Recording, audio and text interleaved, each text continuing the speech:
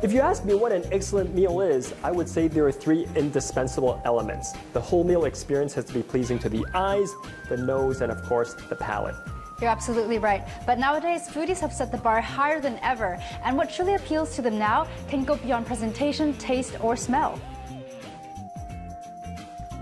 The definition of a good meal is shifting beyond the apparent elements of taste and smell to more healthful qualities. And that's why the demand for nutritious ingredients and seasonal farm produce skyrocketed in the past decade.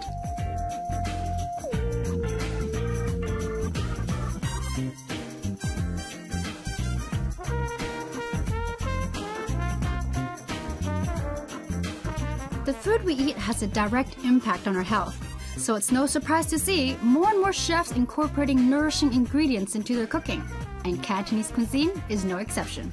Marinated with garlic, vinegar and soy sauce, the spinach sprouts appetizer is not just refreshingly crunchy, but it's also a rich source for protein, vitamins and minerals.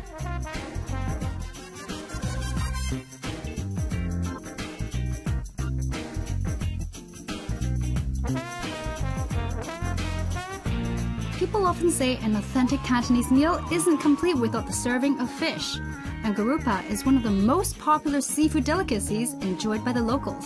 Instead of having it steamed and served with shredded ginger and shallots, the chef had it pan-fried, served with the braised tomatoes and eggs, and topped with fried cordyceps flowers. This dish isn't just protein-packed and relatively low in fat. It's also homey, delicious, and nourishing.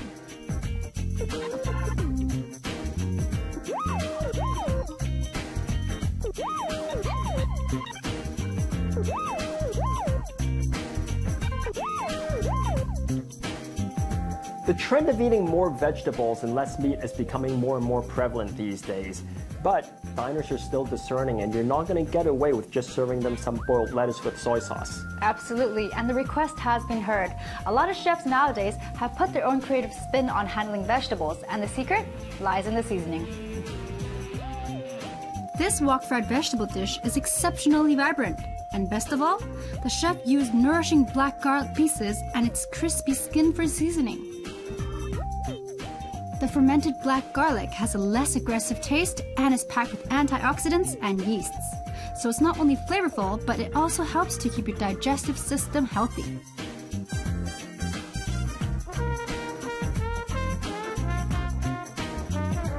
When it comes to Cantonese cuisine, nothing spells hearty and delicious more than dim sum. But what we're having today is nothing like the usual beef meatballs or pork siu mai. It is a much lighter and healthier alternative.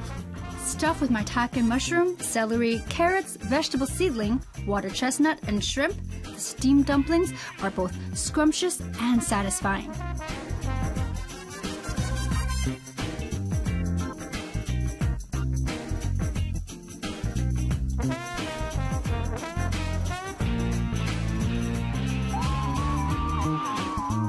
Finish off the Cantonese meal on a sweet note with this thoughtfully curated dessert platter. From the milk pudding in the shape of a cute little mouse, to the traditional nourishing sweet soup with pear and snow gum, to the baked Spanish egg custard tart filled with bird's nest, they all seem too cute to eat. After all, healthy eating doesn't have to be bland and boring. Sometimes you just need to shift towards better alternative ingredients.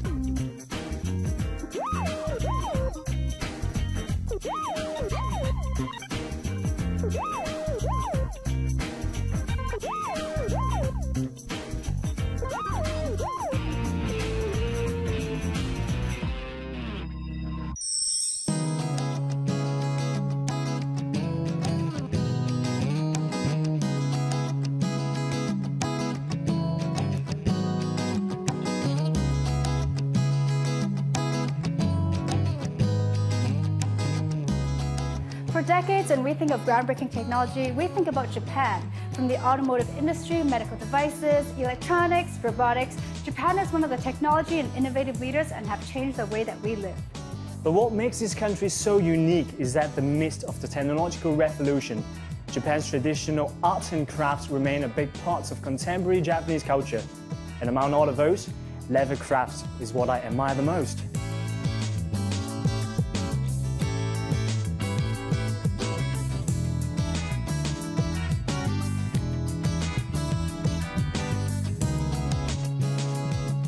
Japanese has been producing leather for over 2,000 years.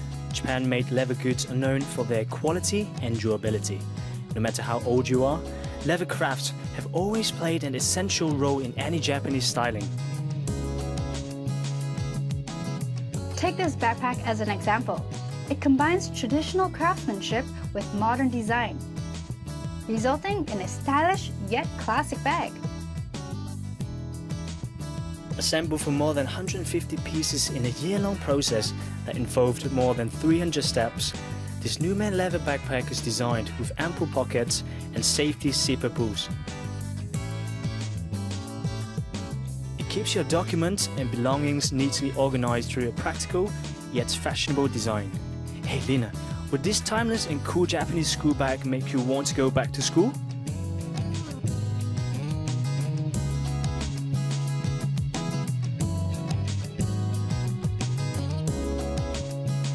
That school bag looks practical and cute, but I am more into this leather backpack. This leather backpack is made of a soft and durable material called the toned oil Numen leather, and its side pocket design allows you to reach your belongings easily. With its practical design and beautiful material, this backpack is a go-to item for any fashionista.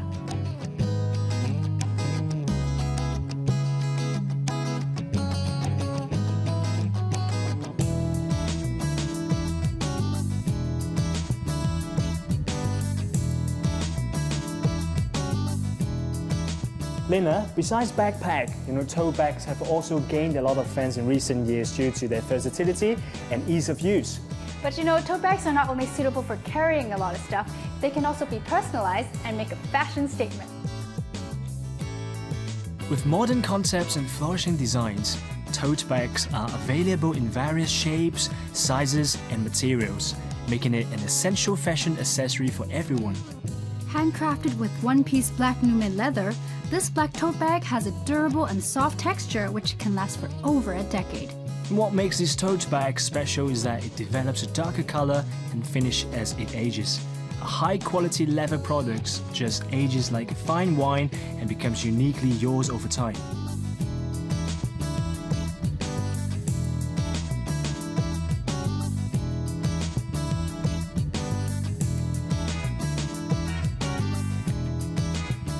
For some gentlemen, a tote bag is considered a practical commuter bag for storing essential things while on the go. But to us ladies, a tote bag is the easiest way to give ourselves a head-turning look. A tote bag undoubtedly adds a lot to a lady's overall look. Its roomy design also brings convenience to her as she can carry lots of things without giving up style. With refined quality and distinctive styling, this soft leather tote bag adds a charismatic touch to her personality. Lina, what do you tend to focus when it comes to choosing a bag for daily use? Well, I only have two demands, fashion and function. And it has to be cute too.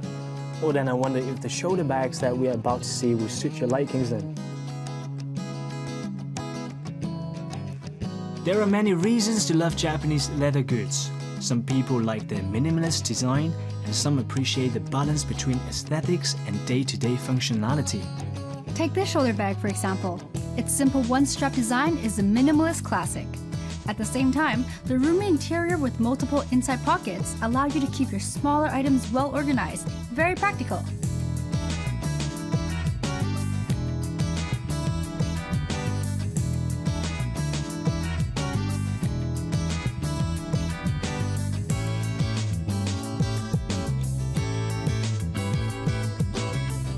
From leather backpacks to leather tote bags, the effort that the Japanese put in to keep their tradition and heritage alive is what makes Japanese leather crafts so admirable.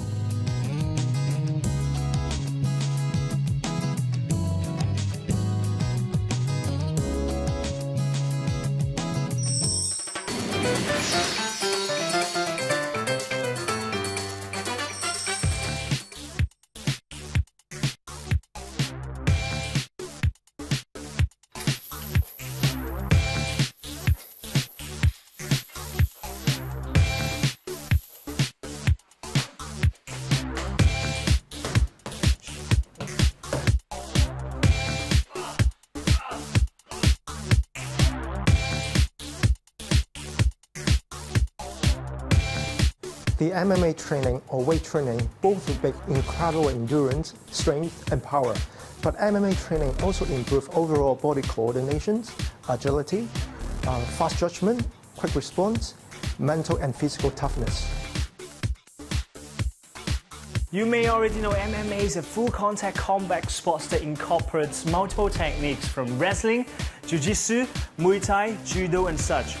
But if you want to become a successful MMA fighter, besides mastering all the combat moves, you also need to work on building your muscle strength, as well as having a close eye on physical progress and even your body weight.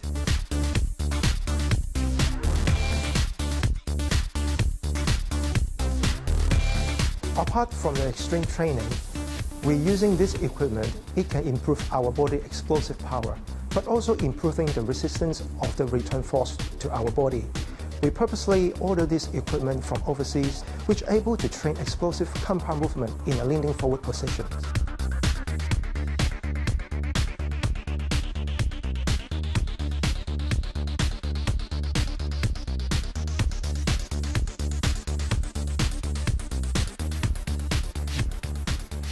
MMA training involves the building of overall strength and multiple muscle groups. But knowing which part of your muscle needs to be specially strengthened, it's also very important.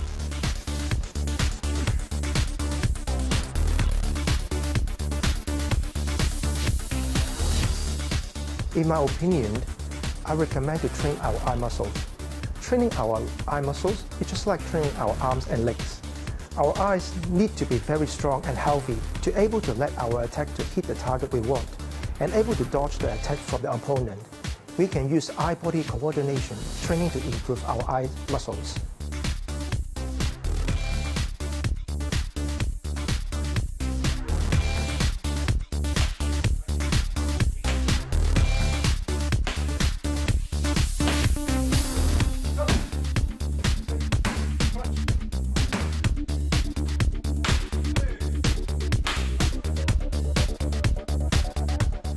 I specially designed this program for Talbot because his body got a very strong explosive power, maybe because of his previous football training, but not on his endurance performance. That's why I throw in some isometric exercise into the MMA program for Talbot, such as pot squat, handstand, pull-up pause, and planking to improve his weakness.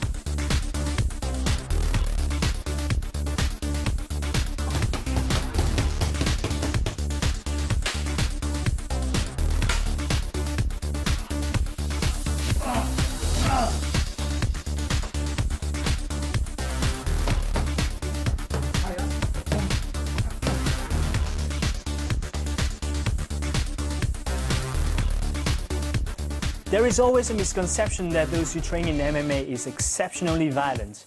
But after putting myself into such training, I find that MMA is not only about knocking down your opponent, but it is also a great workout that incorporates a lot of mind training like discipline and self-control. And every training session is, indeed, an extraordinary life lesson.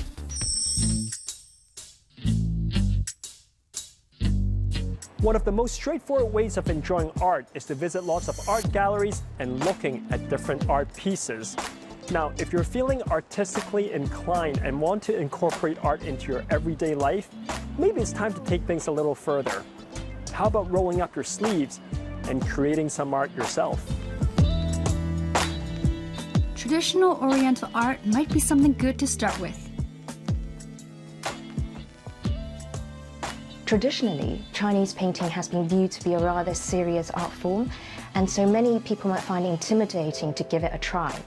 So for a beginner, aside from the obvious, such as knowing how to get the right brushes, paper, ink and colours, which you will learn all about in your very first class, for me what is actually more important is the mindset and attitude towards approaching the art form. If you're interested to get a glimpse of what Chinese painting is in a one-time workshop, all you need to do is to have an open mind and 2 hours of patience to practice exercises and to be okay with imperfections in the first class. It is more about the artist's attitude towards the process and how that attitude translates into his or her brushstrokes.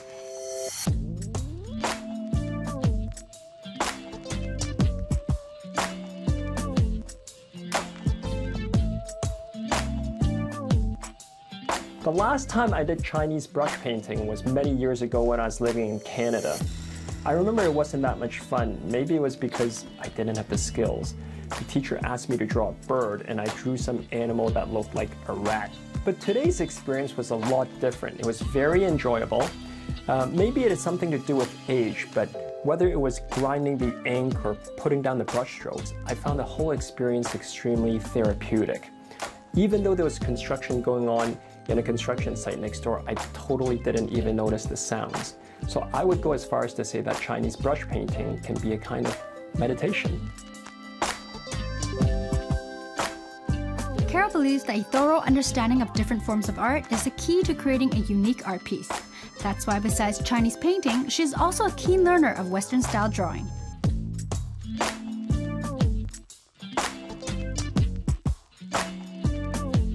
When talking about the differences of the two forms of art, it is important to point out that we're actually comparing mainly here Chinese brush ink painting, the style which we teach at this studio, and not classical meticulous style. And we're comparing it with traditional Western painting and not the modern types. One obvious difference is obviously the colors and brushes that we use to paint with. Western brushes are designed for mainly oil, watercolor, acrylic paints, etc., whereas Chinese brushes are actually writing brushes used for calligraphy, primarily designed for using black ink. The surfaces we paint on are also very different.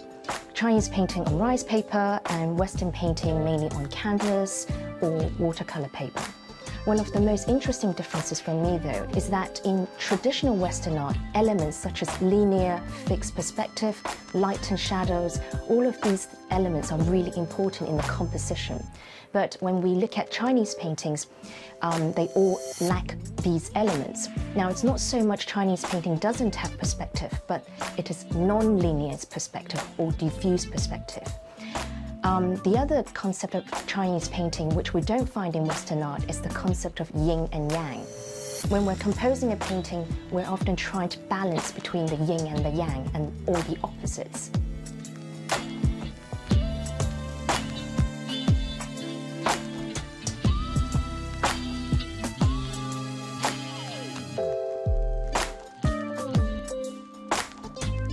After you've had enough time practicing your brushstroke on traditional rice paper, teacups or teapots could be your next canvas.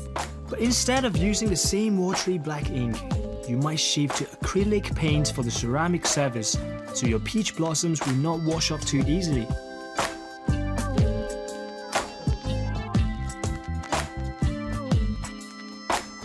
So after achieving the basics, I would usually recommend my students to explore Western painting techniques and to learn how to fuse the two forms of art. But I would say to really up the game, you would need to be committed and have patience to continue to try and master the art form.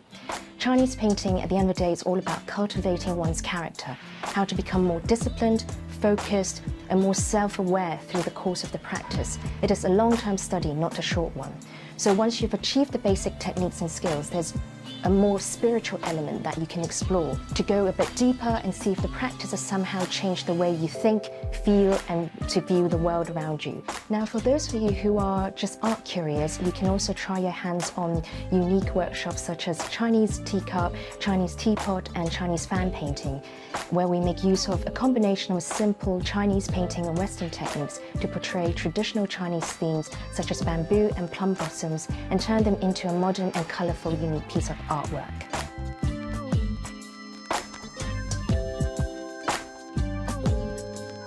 The basic brush painting techniques are always the foundation for any masterpiece. But if you think you're up for a challenge, try to paint on a silk fan for a different mood and feel.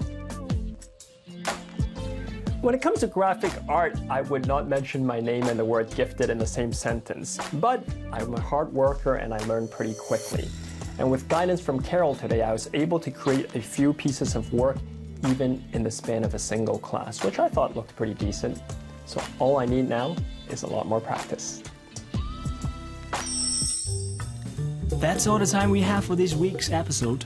If you want to find out more about what we have introduced, remember to log on to our website. In the weeks ahead, we will continue our